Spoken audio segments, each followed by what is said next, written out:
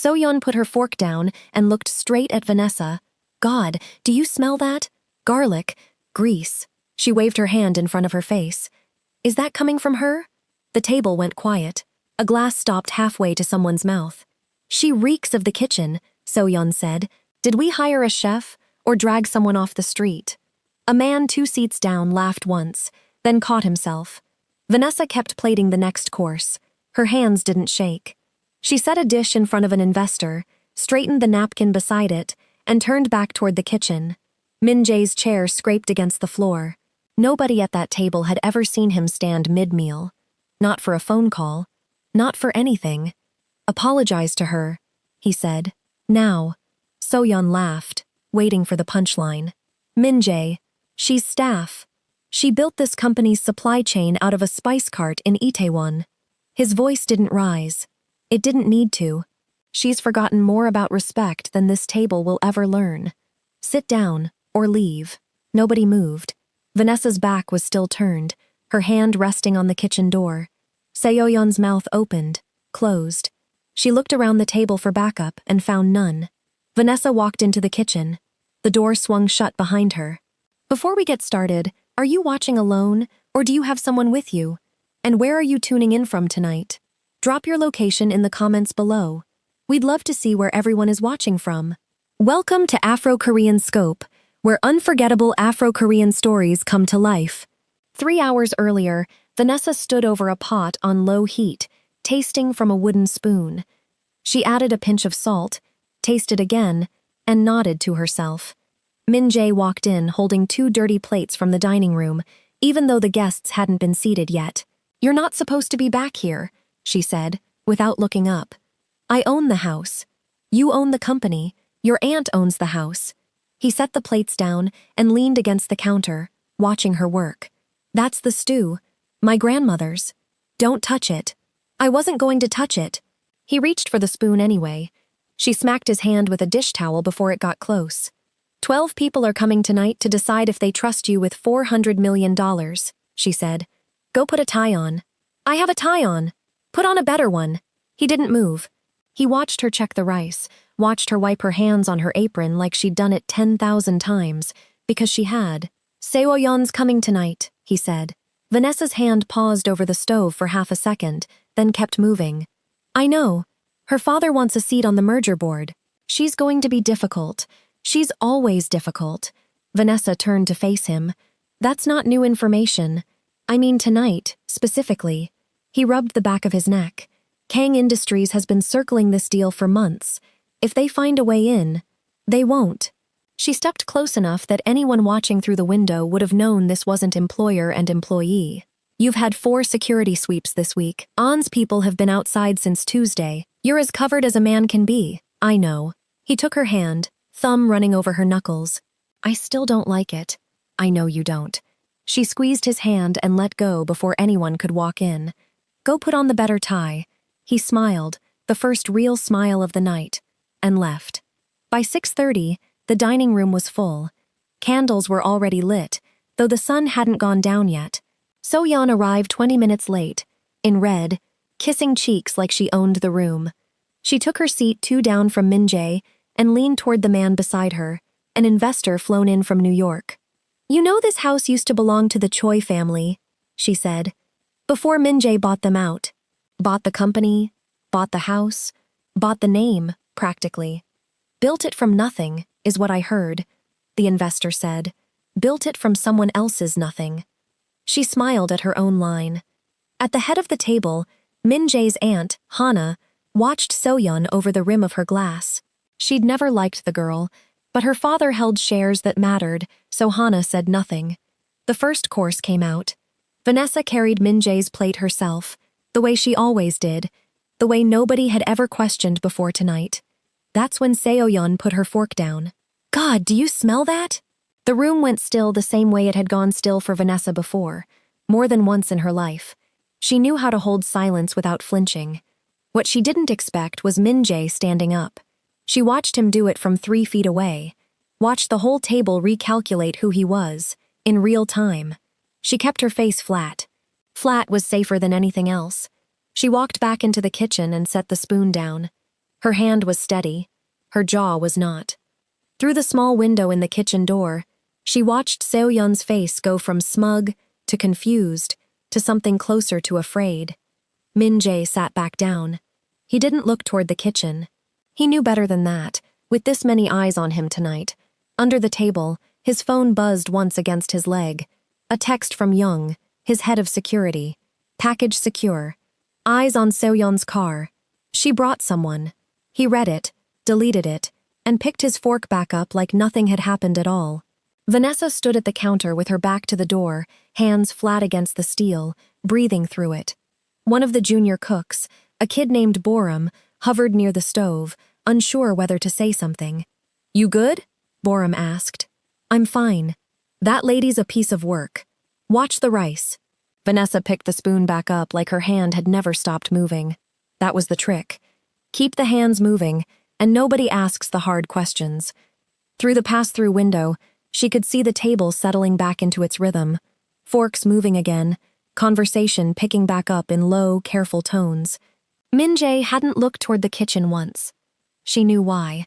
Any longer than a glance and Seo-yeon would have had her answer already.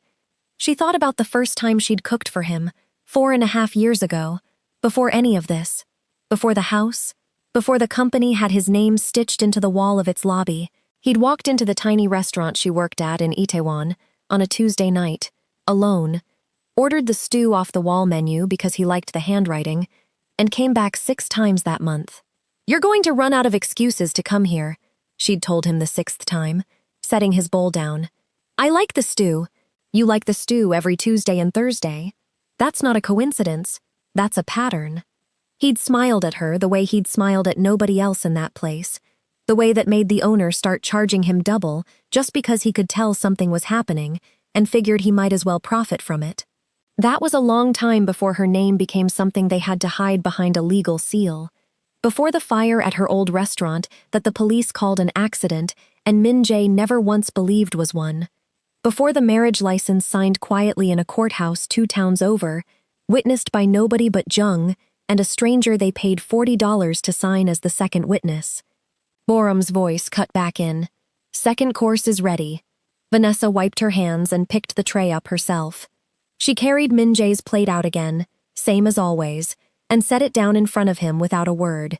He didn't look up at her. That was the rule tonight, and every night guests were in the house. Look at her like staff, or don't look at all. Under the table, though, his knee pressed once against hers as she leaned to set the plate down, so brief nobody could have caught it, and she straightened up and walked away like it hadn't happened. Seo-yeon was watching the whole exchange, eyes narrow, though she couldn't have said what exactly she'd seen. "So, Min-jae," she said, loud enough to redirect the table's attention, "when are you finally going to settle down? Your aunt must be losing her mind waiting." Hana's fork paused over her plate. "I'm focused on the merger," Min-jae said. "A man can't run a company forever without a wife standing next to him in the photographs," Seo-yeon said. "Investors like a family man. Makes them trust you more. I'll take that under consideration." "I'm serious." She leaned forward, resting her chin on her hand. "There's still time to fix that tonight, you know. I heard my father's already looking forward to it." The New York investor laughed, not unkindly, just the laugh of a man who didn't know he was standing in the middle of a minefield. Min-jae's jaw tightened, just slightly, the only sign anyone could have read if they'd known him well enough. And only one person at that table knew him that well, and she was standing by the kitchen door with a tray in her hands, watching all of it happen without moving a muscle. "Let's focus on the deal," he said. "That's why everyone's here." Seo-yeon sat back, unsatisfied, and reached for her wine. In the kitchen, Vanessa set the tray down harder than she meant to. Borum glanced at her. "You okay?" "I said I'm fine." She wasn't fine. She was furious, in the specific, controlled way she'd trained herself to be furious for years, the kind that didn't show on her face, that went straight down into her hands and came out steady instead of shaking. She looked through the pass-through one more time. Min-jae caught her eye for exactly 1 second, just long enough to say something without saying anything, and looked away. She turned back to the stove and started plating the next course, hands moving fast now, faster than they needed to. Outside, at the edge of the property, A car sat parked past the gate with its lights off. Jung watched it from the porch through a pair of binoculars, phone already pressed to his ear. "She's not alone tonight," he said, quiet, to whoever was on the other end. "Confirmed. Get me plates on that car before the main course goes out." He lowered the binoculars and looked back toward the house, toward the warm light spilling out of the dining room windows, toward the woman moving through the kitchen, who nobody at that table understood yet. "Dinner's about to get interesting," he muttered, and walked back inside. Min-jae stood again 20 minutes later, tapping his glass with a spoon. The room settled. So-yeon had gone quieter since the insult, picking at her food, her earlier confidence dialed down but not gone. "I want to thank everyone for coming tonight," Min-jae said, glass raised. "This deal isn't just numbers on paper. My father built this company out of a warehouse in Busan. Tonight we make it something bigger than he ever imagined." Glasses lifted around the table. So-yeon lifted hers too, and as she did, leaned forward like she'd knocked something over. "Let me get that," she said to the man beside her, reaching across to steady a wine glass that had tipped from her own elbow. Nobody noticed her hand pass low over Min-jae's plate for half a second. Nobody except a camera mounted above the china cabinet, recording from an angle nobody at that table knew existed. "Sorry," she said, sitting back. "Clumsy tonight." Min-jae smiled at her, polite, distant, and kept going. "To the future." Glasses clinked. He took a bite of the stew, the same one from that afternoon, and raised his glass again toward Hana, at the far end of the table. 2 bites in, his hand went to his throat. The glass fell first, wine spreading across the linen. Then his body followed, chair tipping backward, his head catching the table edge on the way down. Screaming started immediately. Chairs scraped back all at once. Hana was on her feet, hands pressed to her mouth. The New York investor was already dialing before he'd fully stood up. "Someone call an ambulance," a woman shouted. "He's not breathing right." So-yeon stood with the rest of them, a hand pressed flat against her chest. "Oh my God. Is he choking?" The kitchen door swung open before anyone could reach him. Vanessa moved through the crowd like they weren't there, dropping to her knees beside his body, 2 fingers pressed to his neck. "Move," she said to Hana. "Not unkind, just fast." "You need to step back," the investor said, phone still to his ear. "You're the one who—" "She made his plate." So-yeon's voice cut through the room. "She made his food. Everyone saw her bring it out herself." Vanessa didn't look up. She tilted Min-jae's head back, checked his airway, then reached into her apron and pulled out a small case, the kind that might hold reading glasses. "He's an anaphylaxis," she said, snapping it open, pulling out a pen injector. "Someone get me a clean towel. Tell the paramedics it's a severe allergic reaction, possible cross-contamination." "How do you know that?" Hana's voice shook. "How could you possibly know that?" Vanessa didn't answer. She pressed the injector against his thigh, right through the fabric, and held it there, counting under her breath. His body jerked once. His breathing, shallow and wet a second ago, started to even out. "Come on," she said, low, just for him. "Stay with me." Sirens were already audible outside, closer than they should have been for a call that had barely gone out. The paramedics came through the front door within 90 seconds. Vanessa handed off the injector case, rattled off a dosage and a timestamp, and stood back only when they had him on the stretcher. "I'm riding with him," she said. "Ma'am, are you family?" "I'm riding with him." She was already climbing into the back before anyone could stop her. Jung closed the ambulance doors himself and knocked twice on the side. Hana stood in her own doorway, staring after the taillights, then turned back toward a dining room full of guests who had all gone silent. So-yeon stood near her chair, hand over her mouth, playing shock as well as anyone could play it. "Nobody leaves," Jung said, walking back inside, his voice carrying a calm that made people nervous. "Detective An is 15 minutes out. This house is locked until she gets here." "You can't hold us here," the investor said. "This is a private residence. We haven't done anything."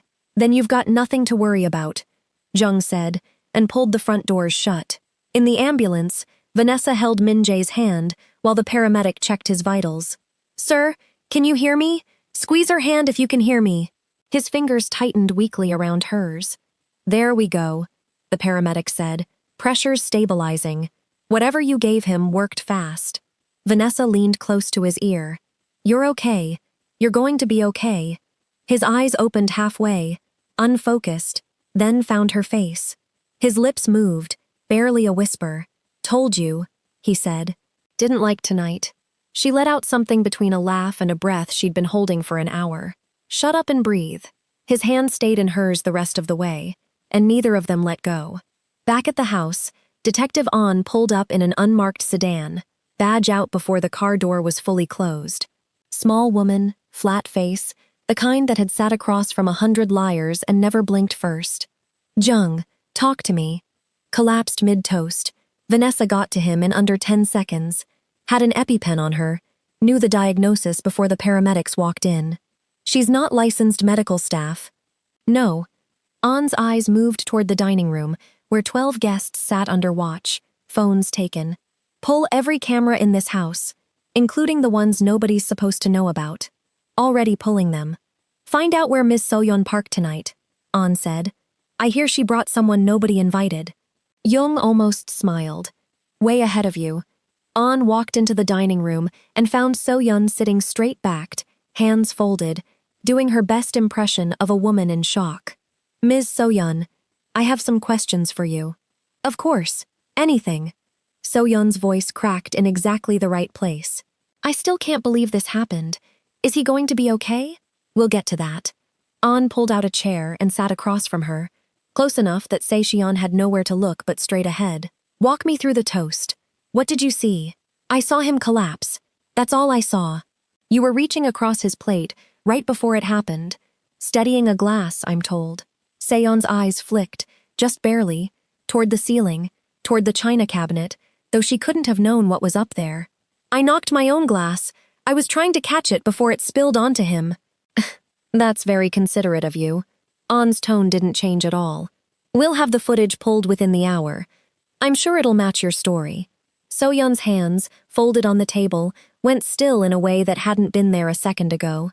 I don't like what you're implying, she said. I haven't implied anything yet. An stood, chair scraping back. Stay in this room, please. All of you. She walked out and found Jung by the security office. A laptop open on the desk. Footage already loading.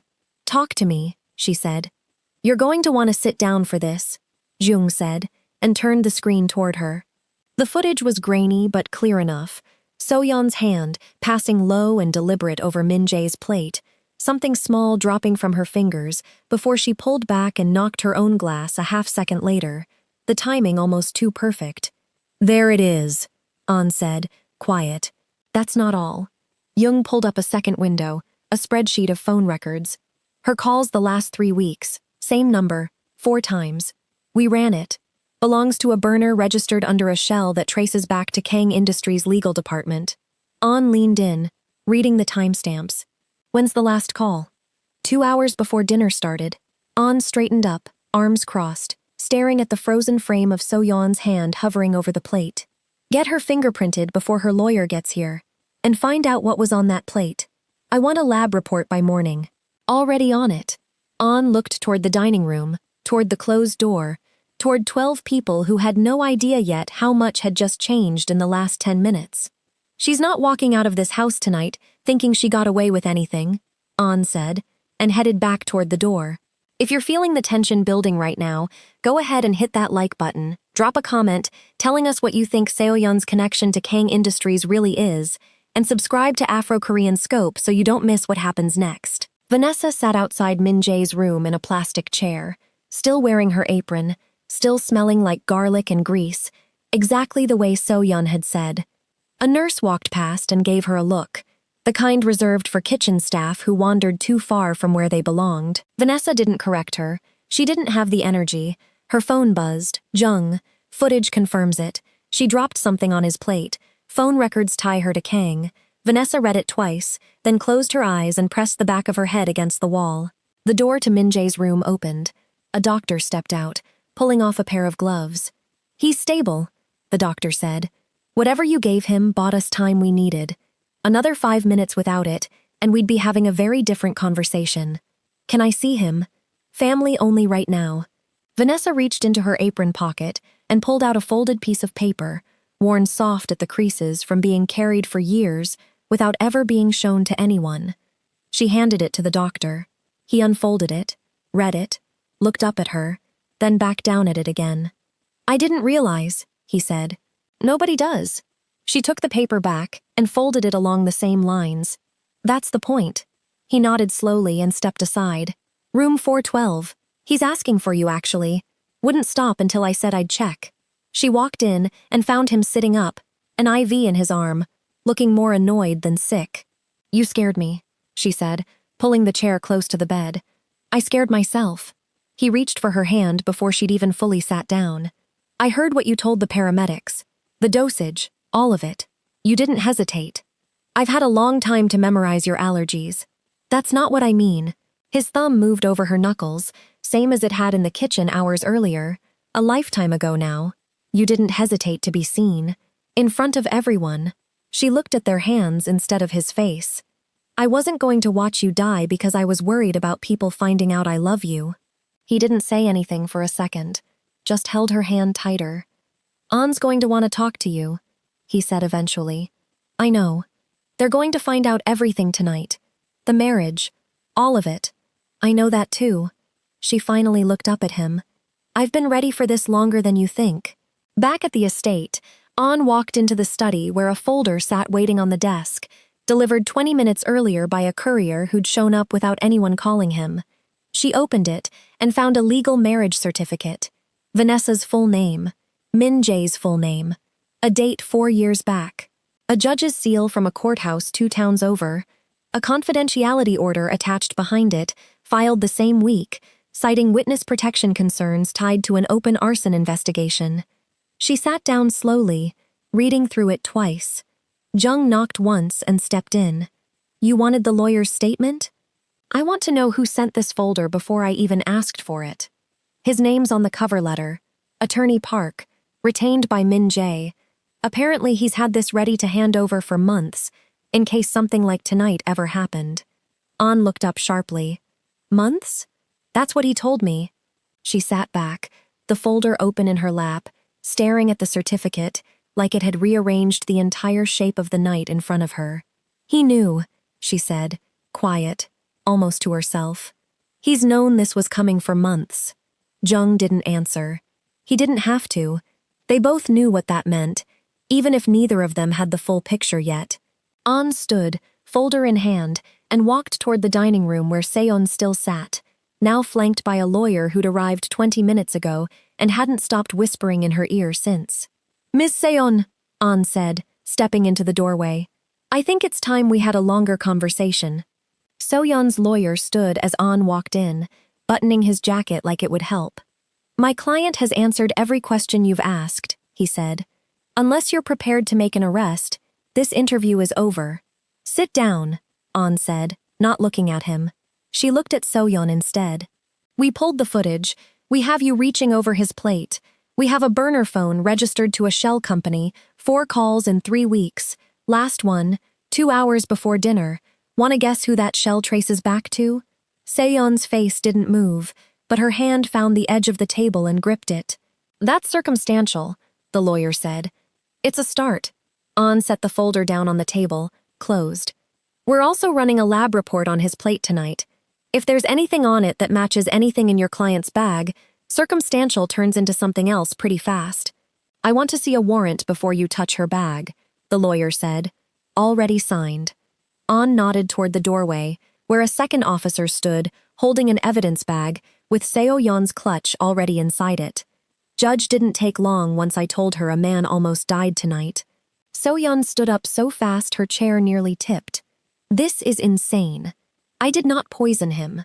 "Nobody said poison," An said. "You did." The room went quiet. So-yeon's lawyer put a hand on her arm, but she pulled it away. "I want to call my father," she said. "You'll get your call." An stepped aside from the doorway. "After we finish the part where you tell me what Kang Industries promised you for tonight."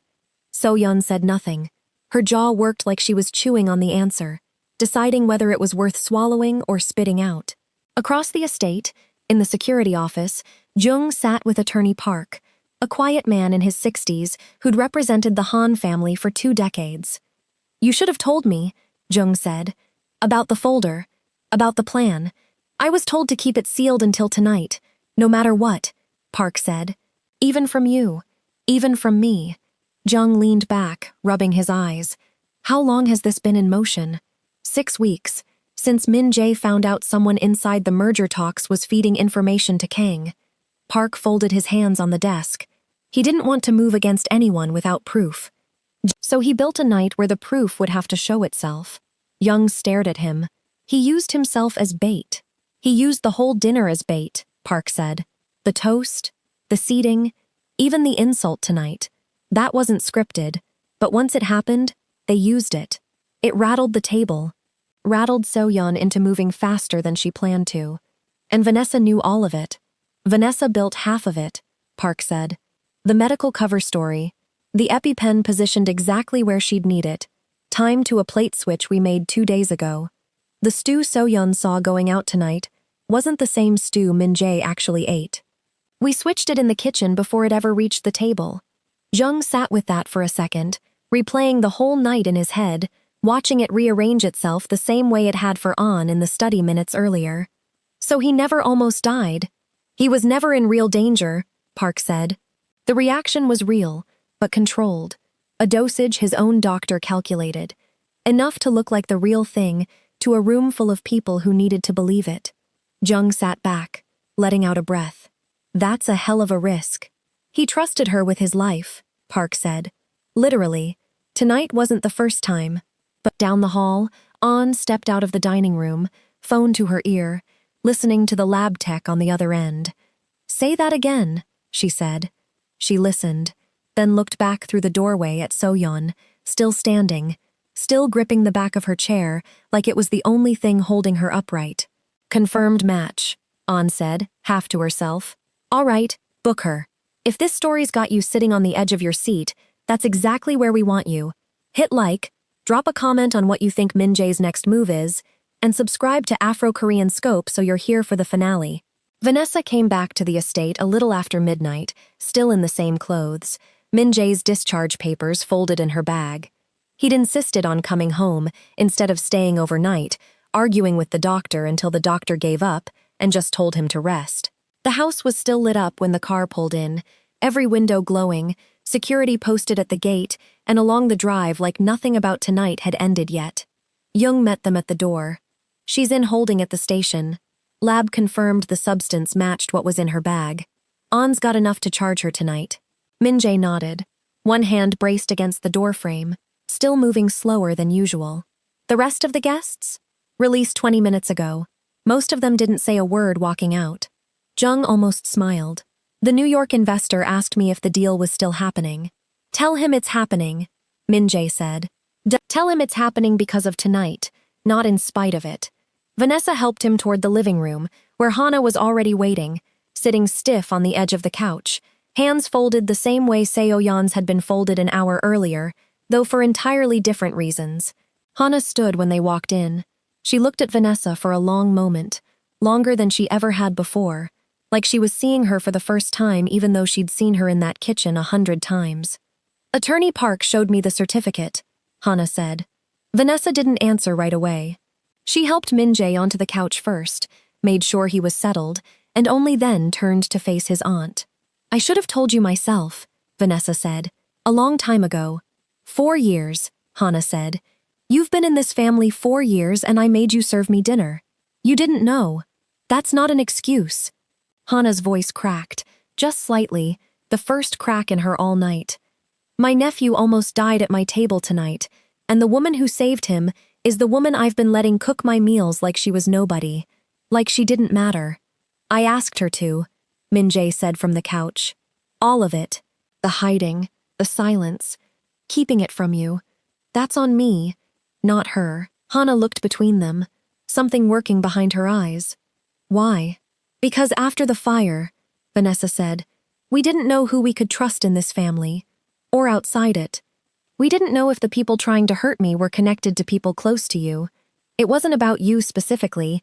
It was about keeping everyone safe until we knew who the threat actually was. And now you know." Now we know, Min-jae said. Hana sat back down slowly, the fight going out of her all at once, replaced by something quieter. You could have told me. I would have kept it quiet. I believe that now, Vanessa said. I didn't know it then. The room sat in silence for a moment, the kind that comes after a storm has passed, but before anyone's sure it's really over. There's still the merger to finish, Min-jae said eventually, trying to sit up straighter. The investors are going to want. The investors can wait until morning, Vanessa said, pushing him gently back against the couch cushions. You almost died 3 hours ago. You're not doing paperwork tonight. It wasn't real, technically. It was real enough that I had to watch it happen. Her voice caught on the last word, the first crack in her all night too. Don't ever ask me to do that again. He reached for her hand, the same way he had in the ambulance, the same way he had 100 times before, in a kitchen where nobody was supposed to be watching. I won't, he said. I promise. Hana watched the two of them, watched the way Vanessa's whole body eased the second his hand found hers, watched something settle into place that she realized now had been there for years, hidden in plain sight, mistaken for nothing more than a cook doing her job a little too well. I owe you an apology too, Hana said quietly. Not just for tonight, for every dinner before it. Vanessa looked at her, surprised for the first time all night. You don't owe me anything, Vanessa said. You just owe me a seat at the table next time, not by the stove. Hana almost smiled. Deal. Outside, headlights swept across the drive. A car pulled up, and Jung stepped back out onto the porch, hand already moving toward his radio. That's not one of ours, he said. Vanessa was on her feet before Jung finished the sentence. The car stopped short of the gate, engine still running, headlights cutting through the dark toward the front steps. Jung's hand went to his radio. Gate team, report. Static, then nothing. Min-jae pushed himself up off the couch, despite Vanessa's hand on his shoulder trying to hold him down. Stay there, she said. Not a chance. The car door opened. A man stepped out, mid-50s, gray suit, hands raised slow, and opened the second his feet hit the gravel. I'm not armed, he called out. I need to talk to Detective An, now. Jung moved down the steps first, weapon drawn, but low. Who are you? Daniel Kang. The man kept his hands raised. I run legal compliance at Kang Industries. I have information about tonight, and I have about 6 hours before people at my own company find out I'm here. Vanessa stepped out onto the porch behind Min-jae, one hand still braced against his back. You knew, she said. About Soyeon. About tonight. I knew there was a plan, Kang said. I didn't know how far it would go until I saw the ambulance leave your property on a police scanner an hour ago. He lowered his hands slowly. My company's been feeding money through Seon's family for 8 months, buying influence, buying information, trying to tank this merger before it closes. I have documents, emails, wire transfers with names on them that go a lot higher up than her. Why come here? Min-jae asked. Why not go straight to the police? Because the people I'd be handing this to might already have someone inside that department. Kang's eyes moved to Jung, then back to Min-jae. You built tonight to catch one person. I'm telling you there's a lot more than one person. Jung's radio crackled back to life. Gate team, sorry, we had a signal drop. We're seeing the vehicle now. Stand down, Jung said. He's not a threat. Get on back here. On arrived 11 minutes later, badge out again, the same flat expression she'd worn all night, though something behind her eyes had sharpened. She listened to Kang for 20 minutes straight, without interrupting once, flipping through the folder he'd brought, photographs of wire transfers, printed emails, a name circled in red ink 3 separate times. This isn't just Soyeon, An said finally, looking up. This goes into your board. It goes into people who thought they'd never be sitting in a room like this, Kang said. I want immunity. In writing, before I say another word on the record. You'll get a conversation with the DA in the morning, An said. That's the best I can promise tonight. Kang nodded slowly, like he'd expected exactly that answer and had already decided it was enough. Vanessa stood at the top of the porch steps, watching it all unfold, Min-jae's hand finding hers, without either of them looking at each other. His fingers were steady now, stronger than they'd been in the ambulance, stronger than they'd been an hour ago on the couch. This isn't over, he said, quiet, just for her. I know. She didn't let go of his hand. It's not supposed to be over tonight. It's supposed to be over when there's nobody left who thinks they can do this to you. An turned back toward the house, Kang's folder tucked under her arm, 2 officers already moving to secure him for the night in protective custody rather than a cell. Book So-yeon in the morning, she called back to Jung. Formally, and get me everyone on that circled list before their lawyers wake up. The porch light caught Min-jae's face as he watched An's car pull away, watched Kang's car follow behind it under escort, watched the last of the night's chaos finally start to drain out of the driveway. He turned to Vanessa, still in her apron, still smelling like garlic and grease, exactly the way Seo-yeon had mocked her for at the start of the night, and pulled her into him right there on the porch steps, where anyone could see, where nobody was left to hide from. "Everyone's going to know by morning," he said. "All of it. Who you are, what you did tonight, what we've been hiding for years." "Let them know," Vanessa said, her face against his chest, his heartbeat steady under her ear for the first time all night. "I'm done being a secret." Behind them, through the open front door, Hana stood watching, arms crossed, something that might have been the beginning of pride settling into her face. And down at the end of the driveway, where the last set of taillights disappeared into the dark, nobody noticed the second car that had been parked just past the gate all night. Engine off, lights off, waiting to see exactly how much Daniel Kang was about to give away, and to whom he'd need to answer for it before sunrise. If this story had you holding your breath, let us know in the comments what you think happens to Seo-yeon, to Kang, and to everyone on that list. Hit like, subscribe to Afro-Korean Scope, and stay close, because this isn't the last you've seen of this family.